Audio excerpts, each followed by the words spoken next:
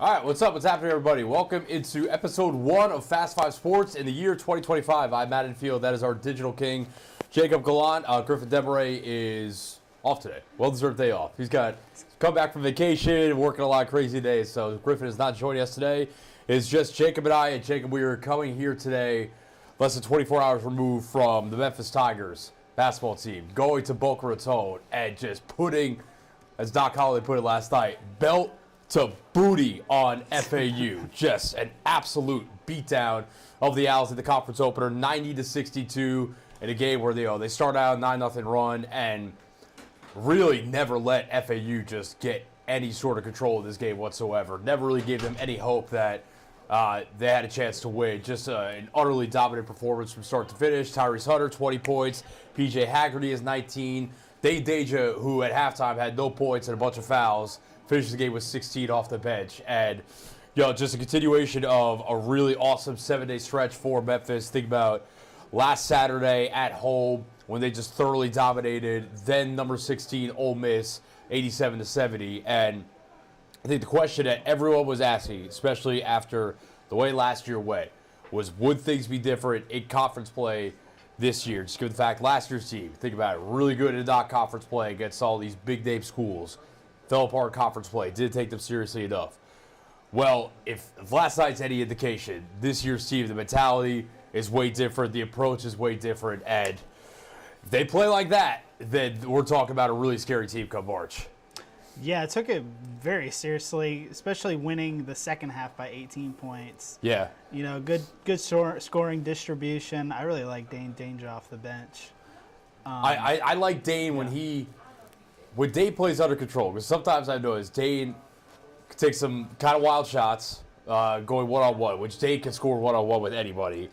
And then I think it's a very small beef. But my biggest beef with the team this year is it's mainly Dane and Moussa Cisse. Probably get themselves into foul trouble too often when the Tigers don't really have the front court depth to withstand either one of them fouling out. But yeah, I mean, he's a heck of a player off the bench for sure. Yeah. We talked about last time how they would rebound off the Mississippi State loss, and then two big thumbs up since then, back into the top 25. All signs pointing upwards right now. Yeah, I think it was interesting to hear Petty talk after the Ole Miss win last week about how, and he told us some of this when we taped the Petty Hardaway show this past Monday, myself and Dave Woloshin, how after Mississippi State loss, he was just simmering for days, and then he got the team back together Christmas night and basically brought back what he called an old school practice where they were just running, and to kind of get the point across, are we going to take this seriously, or are we going to show up to games not bringing the energy that we need? And in the 2 games since then, they've come out of the gates firing, and they've just taken care of business right off the bat and not let off the gas. And last year I will say it's tough to get a full gauge on how conference play would have gone last year, just because the injury that really changed everything for them last year when Caleb Mills suffered that really nasty knee injury that happened in the conference opener at Tulsa. And I think it's reasonable to say they should have figured out a way to overcome that injury, but what Petty has said over and over again is that necessitated a change in style where they were playing small and they had to go big after he was hurt, to where couldn't really get a read on them the rest of the way. But the only team that could stop this team in conference play is themselves. If they show up with the correct intentions and energy and all that stuff and play their brand of basketball to the best of their abilities or something close to it, there should be a lot of games in conference play that look like this. And I think it's been brought up that, now that non-conference is over, it's kind of tough for them to really bolster their resume in terms of seeding for the tournament. And, we've had this discussion before about, you win these conference games in the American, it's just like, okay, you're just checking a box. You're just passing a test. You're doing what you're supposed to do and nothing more. And if you lose, the sky is crashing down and, your tournament hopes are in trouble. The one way you can boost your seeding and your resume for the NCAA tournament, especially some of the metric-based stuff, the net, Bart Tovek or whatever. I give a little bit of credence to this stuff, not too much. But the one way you can boost your resume when it comes to this stuff is by blowing these teams out of the water. Yep. You go on the road and beat FAU by 28. It doesn't matter how And I don't think FAU is that bad, although that fairy tale run for the last couple of years is over, so I hope they enjoyed that while it lasted. But you go on the road and beat them by 28, yeah, like that's going to be a boost for your seeding in the tournament. Now, I think the question for me going to this weekend in the conference home opener against North Texas is, FAU was a game where it was kind of easy to get up for, because even if Dusty May is gone and the majority of the players from that team the last few years have either moved on or went to Michigan with him, it's still the name, it's still the program that knocked you out of the NCAA tournament a couple years ago. It's been a rivalry, it's a short-lived rivalry, but a rivalry the last couple years in the AAC. So that's an easy game to get up for off brand recognition and previous history alone. Are you going to be up for North Texas at FedEx Forum on Sunday? It's a home game, you should be, but then again, you should have been up for a home game against Mississippi State a couple Saturdays ago. So hopefully the lesson's been learned there. But yeah, if they bring the fire, they should, in theory, they should win out in conference play. Mm-hmm. They should run the table. Is it going to work out like that? Probably not. But they could. And they are more than talented enough, and I think, importantly, cohesive enough that they could run the table in conference play if they want to. Inevitably, a slip-up is going to happen, I think. But, yeah, their own worst enemy potentially is themselves. If they can stay out of their own way, they are going to dominate this conference. Yeah, if you shoot 56% from the field, you're probably going to win all of them. Well, it's just like it was great on both sides, too, because they got basically whatever they wanted on offense at all three levels, and defensively, they just kind of made life miserable for them. And that's really, I think, we talked about it at the beginning of the season, but the defensive identity of the team keeps showing up, and they bring the intensity every single night. And if you could do that, that travels. That can keep you in games where maybe you're not having your best offensive performance, and on nights where you're shooting the lights out of the ball and you're bringing the defensive energy, that's when you win by 28 on the road. Do we have an upcoming schedule? Sure do. Let's take a look at it real quick. Now, North Texas on Sunday. Now, I'm not going to lie. They might be starting out conference play with their two toughest games right off the bat. On the road at FAU, and North Texas, it's not great, but they're probably the best of the rest in the AAC this year. It honestly probably would have been nice to get them on the road, because that would have been better for your metrics and the quad wins and whatnot. So I think FAU last night was a quad 2 win, if I'm not mistaken. And that can change as the season goes on as well. But yeah, and then after that, listen, it's going to be human nature. It's going to be tough to get up for home against East Carolina and on the road at Temple and Charlotte and home against Wichita State.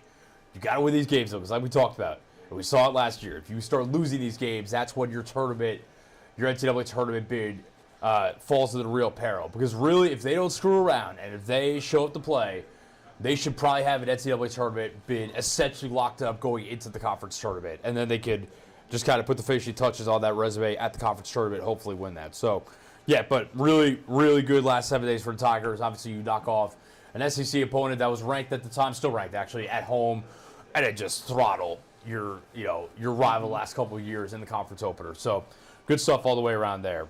For the Tigers, let's talk Grizzlies, who been an interesting start to this road trip so far, but really positive New Year's Eve night. No John Morant, no Zach Edey, bunch of other guys hurt. No Santi Aldama, Marcus Smart, and then, the Vince Williams, Gigi Jacksons.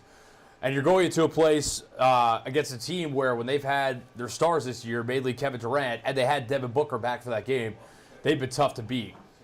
But I'll tell you, man, Jaren Jackson Jr. is a different beast this year. 38 points, just absolutely dominated that game. It's all the people on social media that, probably 3 weeks ago were saying, trade Desmond Bane, or Desmond Bane is washed, or whatever. You idiots. You idiots. This guy's played like an all-star for 3+ years. When a guy of that caliber goes through a bit of a slump for, 20 games, if that, assume he's going to break out of it. Desmond Bane has been too good of a player for, at this point, a large enough sample in this league to think that he just forgot how to play basketball. And to be honest, there's also no reason to think that the style that this team is playing now offensively wasn't going to fit him. I think it fits him perfectly. He was just in a bit of a shooting slump, but he is an elite shooter, an elite worker, takes his craft very seriously. He had 31 in that game. And, like I said, without Ja, without a bunch of other guys, the two other main stars step up, combine for 69 points, and you get what I think is a really good road win against a team that, like I said, when they've had Kevin Durant, that must be said, Devin Booker was awful in that game. really bad. So that probably helped. But part of that was also probably the Grizzlies defense as well. But yeah, I think that's a good win. And now you set yourself up for the last 2 games of this road trip starting tonight in Sacramento against a Kings team that is in a bit of peril right now after, was it last week we were talking about Mike Brown or 2 weeks ago? I forgot. We were talking about the Kings in peril. Right after the show. That was right after the show last week. They fired Mike Brown. Immediately after the show. Kind of wild to me. Although, I have a friend who's a diehard Kings fan who says it was the right move. So we'll see. I will say, I mean, they have won their last 2 games. Dallas and Philadelphia, so not easy wins. Yeah, the interim coach bump can be a thing, though. I don't know if it's the right move. De'Aaron Fox is playing kind of out of his mind right now, too. Yeah, so. We'll see. I think it's a bit of a clunky roster. I think we talked about DeRozan doesn't really fit with what they're trying to do. So, yeah, I don't know. Things change quickly. That guy was coach of the year less than 24 months ago. Just my 2 cents. But go to Sacramento tonight. Interesting news, actually, I just saw from Mike Wallace of Grind City Media, the guru of Grind City Media, as they call him. He's with the Grizzlies. So Zach Edey has been out since last Friday in New Orleans with a concussion. Turns out it wasn't a concussion. He had a complex migraine that gave him concussion symptoms. Interesting. So probably a good thing because you want less concussions on your checkbox, I guess, however you want to put it. You want less concussion on your brain. Now, if he has a migraine problem, it's probably not great. I don't know if he does have a migraine problem or not, but something to keep in mind down the road. But so he is questionable for tonight. So, and I think that they're getting. Brandon Clark is listed as questionable. Again, Twitter doctors said he was going to be out 3 months. This is why you don't listen to Twitter doctors unless they're actual doctors that have to be on Twitter. Could get him back. I saw Jake LaRavia is questionable. So they should have some reinforcements tonight. And you think about it now, this road trip that looked really daunting before it started. Obviously, you got blown out in OKC without Ja on Sunday. Probably not zero chance. I mean, if you go 3-2 on this road trip, you take it any day of the week. And then they go to Golden State tomorrow night. Now, the Warriors put the beat down on the 76ers last night. Steph Curry was out of his mind shooting the ball. 8 of 8 from 3. I mean, just he can still pull that off any night. Oh, I mean, you never know when it's coming. The Warriors have problems. I don't think Steph Curry is one of them. No. He's still an elite player. Maybe a Jimmy Butler solution? I will say, once again, I've repeated it many, many times. Jimmy Butler, big time impact on winning, huge playoff riser. Do not like him for the Grizzlies. And that situation in Miami right now is very messy. So if we could take a look at the Grizz schedule real quick, and then we'll keep it moving on to our next segment. Yeah, finish up this road trip at Sacramento tonight. I mean, it is a tough back-to-back. I mean, I guess it is all Northern California, but still, you're playing back-to-back nights. And the Warriors have tonight off after beating the 76ers last night. And then home on Monday, and then they have a week off, which is interesting. I just realized that. Oh, yeah. But home on Monday against the Mavericks, who are going to be without Luka Doncic because he has that calf injury that's going to keep him out for an extended period of time. And and they're on a 3-game losing streak without him as well right now. You know what? I hate to correct you. They do not have a week off. They are home next Thursday against the Rockets. And then mess something up. It's all good. It's all good. I think this is the first scheduling gaffe we've had. They do play the Rockets next Thursday. It is at home. And then they travel to Minnesota to take on your Timberwolves next Saturday. So I see where I went wrong. Yeah, it's all right. It's all right. The Houston game is happening. I just skipped. Houston, Houston game's going to be fun, though. I skipped to the next Houston game. Houston's really looking good this year. They're kind of in a – they're not OKC, but awesome defensively and have enough guys offensively as well. They just have so many guys that they could throw at anybody as like an elite defender. Yeah, it's kind of crazy. I think we talked about, before season, I was like, it feels kind of logjam there, and like they have too many guys at similar spots, but hey, it's working for them right now. And they're not even playing the number 3 overall pick of Reed Shepherd. He's like literally just a non-factor. And listen, again, we know what happened with Ime Udoka. In Boston, the guy coached his ass off. There's no doubt about that, and he's showing it once again. It's working. All right, let's hit a quick break. Hey, you got to tell me which button do I hit here because the buttons are bottom right. Bottom right. All right, we'll be right back in 30 seconds, I believe.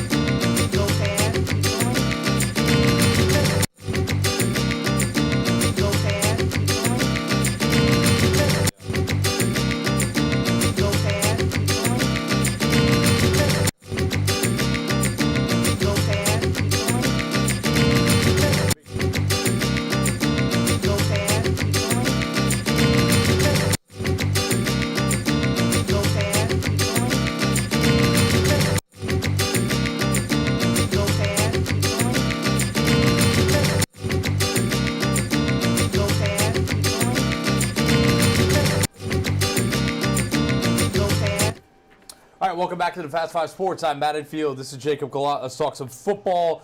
Last night, well, there's a lot going on in the football world yesterday. College football playoff. We'll hit on that in just a second. But let's talk about Mid-South team first and foremost, because Ole Miss, obviously disappointed for them to not be in the college football playoff. I think they took some of that frustration and anger out on the Duke Blue Devils last night in the Tax Slayer Gator Bowl in Jacksonville. Just another beatdown, 52-20. Jackson Dart over 400 yards, 4 touchdowns in his last game as a Rebel. Put on a really good showing for potential NFL scouts and teams that could be interested in drafting him in a couple of months. For any thought of, this team was going to be uninterested and not motivated because they didn't make the playoff, they were ready to play, start to finish. Just clearly two different caliber of teams. Duke honestly did not, with all the respect to them, I know they had a solid year, did not belong on the same field as Ole Miss. Going into this game, I'll be honest, I had no idea they won 9 games this year. I think that was way under the radar. Because they're in the ACC. That's and they're unranked too. But Ole Miss clearly the far superior team. They really took their anger out on the ACC teams this year. Yeah, and not even at full strength either. I think I said this on Twitter last night. The tough pill to swallow for Ole Miss is you can't tell me that's not one of the 12 best teams in the country. You also can't tell me that if they found their way into the college football playoff, there's a non-zero chance they'd still be standing right now as one of the Final Four teams left. They were good enough to be that. Yeah. Could have been. Shot themselves especially with some of the performances we've seen in the playoffs already. Yeah, and the way some of the things have fallen, you think about Georgia losing Carson Beck. We'll hit on that game in a second. But, kind of a wide open field. And if they got in, I think they could still be alive right now going into the semifinals. So, tough pill to swallow. Obviously, moving on from Jackson Dart next year, losing Trey Harris to the NFL draft. So, it's going to be Walter Nola, defensive lineman who's originally from Memphis. It's going to be a new-look team next year, but I don't know if Lane still goes by Portal King or not, but I imagine he'll have another pretty loaded roster next season as well. So we'll see. But I would say overall, good year for them. Also probably a little bit short of expectations, just given the fact that a lot of people thought this could have been the best season in program history, and it was undone because you lost at home to Kentucky as 15.5-point favorites, and then in a game that essentially would have sealed your college football playoff berth, you lose at the Swamp.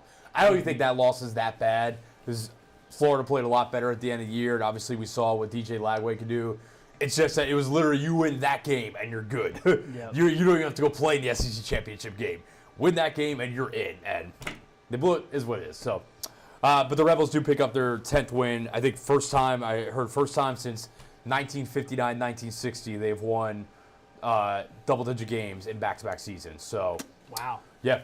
Listen, great time for Ole Miss football right now. It's just I think that the fans are yearning for them to get over that hump a little bit and get to the playoffs. So we'll see about next year. You wanted to mention the Duke's Mayo Bowl, going from Duke to Dukes. Duke's Mayo Bowl is tonight. It's just important because we're going to get to see a coach with mayonnaise dumped on his head. Dude, if I was a coach in that game, I cannot tell you. I would want to win the game. I cannot tell you how fast I would run from everything at the end of the game. You wouldn't go for the big hat like a couple of years ago, the enormous hat that just kind of blocked everything? My opinion on mayonnaise is growth. Like growing up, I hated mayonnaise on basically anything. Now, I'm like a burger with like a little ketchup mixed in. I'm good with it. I don't despise it like I used to, but like a whole tub of mayonnaise dumped on me. Much rather be Ryan Silverfield, who got 5 gallons of iced coffee dumped on him. That I could probably get down with, even though you'd stink for days afterwards. So, who's it? Minnesota, Virginia Tech? Yeah. I feel like PJ Fleck is enough of a psycho to be like, dump all that. Yeah, honestly, he's the perfect guy for it if they win. So, that's that. All right, let's hit college football playoffs real quick. Kind of talked about it already, but our Final Four is set. Penn State, there after taking down Boise State on New Year's Eve. Pretty straightforward win, although Boise made it a little bit interesting there at the end. Notre Dame beating a Georgia team without their starting quarterback in the Sugar Bowl that was delayed a day by the terrorist attack in New Orleans on New Year's Day. Send our condolences to everyone affected by that. It's a really terrible situation there. But Notre Dame wins the day-delayed Sugar Bowl over Georgia. Ohio State, dominant performance over Oregon. making up for that loss to the Ducks in Eugene earlier in the season. And Texas takes down Arizona State in what was, I think, without question, the best game of the playoffs so far. It's an absolute thriller. So now we have our Final Four. And this is where I'm at. For all the complaining about teams don't deserve to be there, which, by the way, I did say it was hilarious that the team everyone universally thought deserved to be there more than anyone else, which was Oregon, got the break speed off them by Ohio State. And we're down, 31-0 in the first half. So, yes, this is what happens in playoffs. Teams get blown out. Teams that are favorites lay an egg. Give everyone a chance and see what happens. And has every game been a classic? No. But you know what? Did Boise State look like they belonged on the same field as Penn State? Yeah, I'd say so. Notre Dame and Georgia, again, kind of skewed because, again, I am far from a big Carson Beck fan, but obviously that game would have looked a little bit different with him.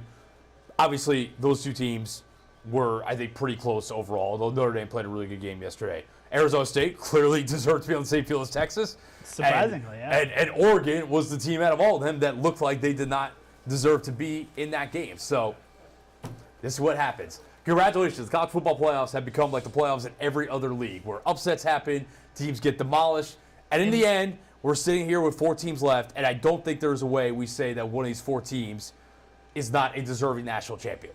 And the bye week's not always a good thing. No. See it in the NFL all the time where teams come off that bye and they just look rusty. Yep. And it kind of happened to this week. All 4 teams that had a bye. Yep. Penn State, Notre Dame, Ohio State, and Texas all played on the first weekend, and they're the last 4 teams standing. So I think we are, man, I don't know who's going to win these games, honestly. I think I've got Penn State because I do not believe in Riley Leonard at all, like whatsoever. Okay. Their defense is good. They have a really good – that's a heck of a running back matchup too. Jeremiah Love and Nick Singleton. Listen, if Ohio State – and I know this has been repeated a bunch of times – Ohio State plays like that, no one's beating them. Yeah. Ohio State plays the way they did against Oregon. They're winning the national championship. And they have, I think – they probably have 4 of the best weapons left. I'm not going to say they have the 4 best skill position players left because I think Nick Singleton on Penn State and Jeremiah Love on Notre Dame are very good. But, brother, Jeremiah Smith is real deal Holyfield. I mean, when you're talking about a true freshman wide receiver who's putting up those numbers in a college football playoff game, and basically every draft analyst, reputable draft analyst out there, is saying if he was draft eligible this year as a true freshman, he would be the number 1 overall pick as a wide receiver. That should tell you a lot. And that's not even counting Emeka Ebuka and then Quinshon Judkins and Travion Henderson out of the backfield. I mean, they are loaded. Obviously, games are won and lost in the trenches and with quarterback play a lot of time, but think they have to be the favorites. Especially if they play the way anywhere close to what they did against Oregon. Yeah, I think Ohio State's got to be just off of pure momentum. I'm not discounting Texas. I just don't like Quinn Ewers that much. That's all. Although he made some big plays the other day. I'll give him that. He made the play when it counted. Yeah. Yeah. I mean, I think the winner of Ohio State Texas has taken it. I could see that too. So you think that's the real national championship game in effect? I think so. I think those are probably the best 2 teams left. I have some doubts about James Franklin's ability to finish it off, but yeah, I mean it's Ohio State's to lose right now. Yeah, I'd agree with that. But Texas has surprised us a few times this year. So big shout out to Cam Scatteraboo on Arizona State because man, he got that dog in him. I'm sitting there the other day, dude, the touchdown pass, and it just refused to go down. He's throwing up on the sidelines. I don't care what he tests at the combine, anything like that. That guy's an NFL player. Get him on a roster. Yeah, I recognized he was special. I think week 2 when they played Mississippi State. That's he right. Just ran all over them. Yeah, that's right. He's really good. Man, shout out Kenny Dillingham too, former Memphis assistant, because his stock could not be higher right now. It's tough to say he's definitely going to get back there, but it feels like they've got a good thing going there. So, yep, last 4 teams standing. Thursday is the Orange Bowl. Friday, Cotton Bowl a week from today. And then we'll have our last 2 teams standing for the national championship game. All right, week 18 of the NFL season. We'll roll through this real quick. So Saquon Barkley, 101 yards shy of Eric Dickerson's all-time single-season record will not get it because he will sit. I don't like it. I don't love it, but I will say probably the best point that was made about this is, and it's something I didn't even think about, but Jeff Schwartz, who's a former offensive lineman, now works for Fox Sports, I believe, he brought up the point. If you start Saquon, you have to start the entire starting offensive line as well. Eagles have a bunch of older guys on the offensive line. And that's where I'm like, okay, that makes sense. Especially because, again, it's not like they're a team that, okay, we'll get in, maybe we have a chance, or, like, they could very easily come out of the NFC. And I get it. The record would be awesome. By the way, even though it would be in 17 games, Eric Dickerson did in 16, Saquon's got like 34 fewer carries than Dickerson. Right. So, if he got a big workload, it would have been basically the same. And I'll just tell you right now, if Saquon Barkley got 34 carries on the Giants' run defense on Sunday, he would shatter that record. Exactly. Absolutely shatter that record. So that's that. But here's the thing. If he gets hurt going for this record, and if he gets hurt, or if the Eagles don't have Saquon Barkley for the playoffs, they're not winning the Super Bowl. So no, of course not. So especially, I haven't heard any long-term status about Hurts. I know he's not playing this week. He's still in protocol, which at least makes next week interesting because they also, I don't think, are winning a playoff game, even if it's looked all right the last couple weeks. I don't think they're winning a playoff game with Kenny Pickett or Tanner McKee starting at quarterback. So, yeah, that's going to be something interesting to keep an eye on. But, yeah, like, kind of sick to see him not go for it, but I understand the logic at the same time. Best game of the week? Best game of the season, probably. Game 272, which you can watch right here on Action 5 Sunday night. Sunday Night Football. Vikings at the Lions for the 1 seed. It is kind of crazy to think that one of these teams is going to win 14 games and go on the road in round 1 of the playoffs. Surely that's never happened, right? Probably not. I can't imagine. I mean, just, again, an incredible gauntlet of a division the NFC North was. Because Packers have 12 wins? Yes. Or they have 11? Or 11, yes. They have 11, but they're probably going to pick up. They're playing the Bears on Sunday. I'll pencil them in for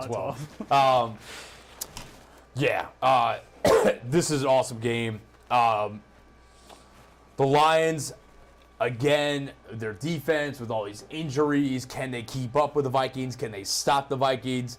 But again, this offense is a machine. You saw Ben Johnson just breaking out the bag of tricks on the 49ers on Monday night for a couple of Jameson Williams touchdowns.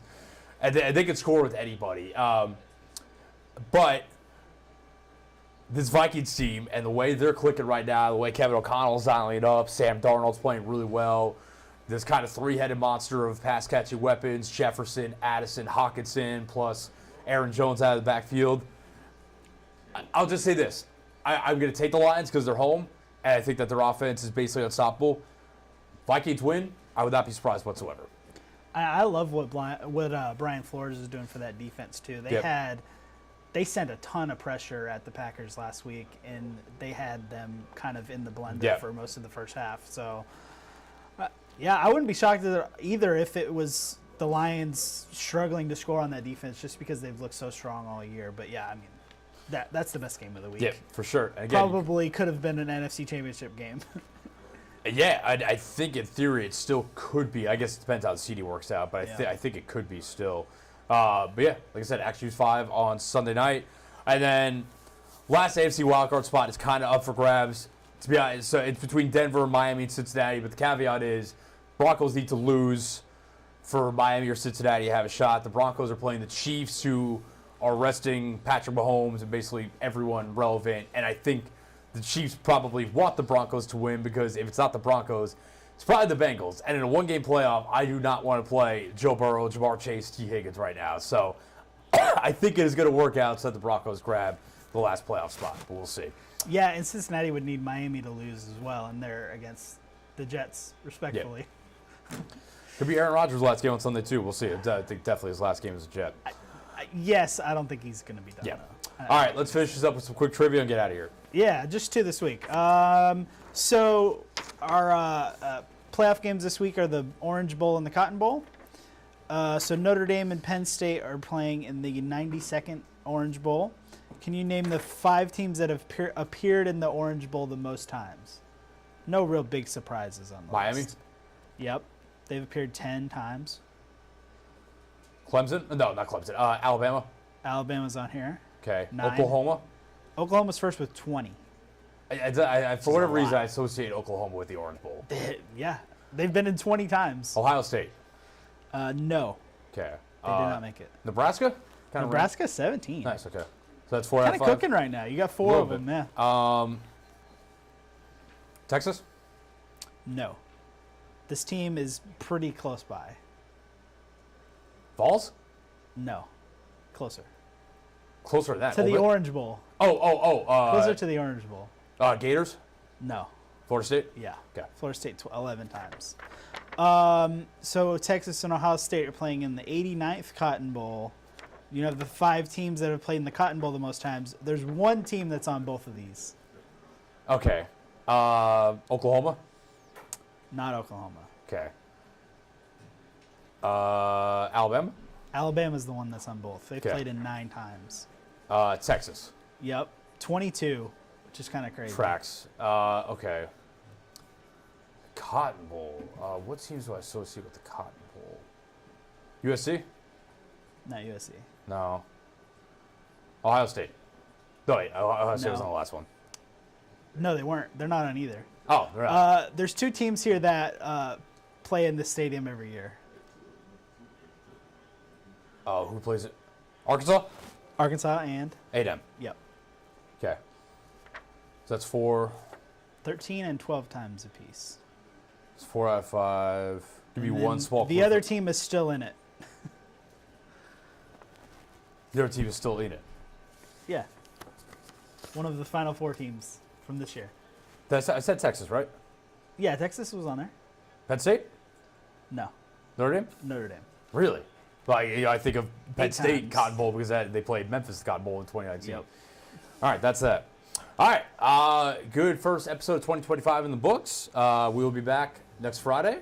Probably a little bit longer episode. Your boy had a doctor appointment today, so we had to do a little abbreviated episode. But we're going to get out of here, let these guys take care of our 3:30 show. And, by the way, Memphis Hoop Fest going down at Briarcrest tonight. I will be there. Highlight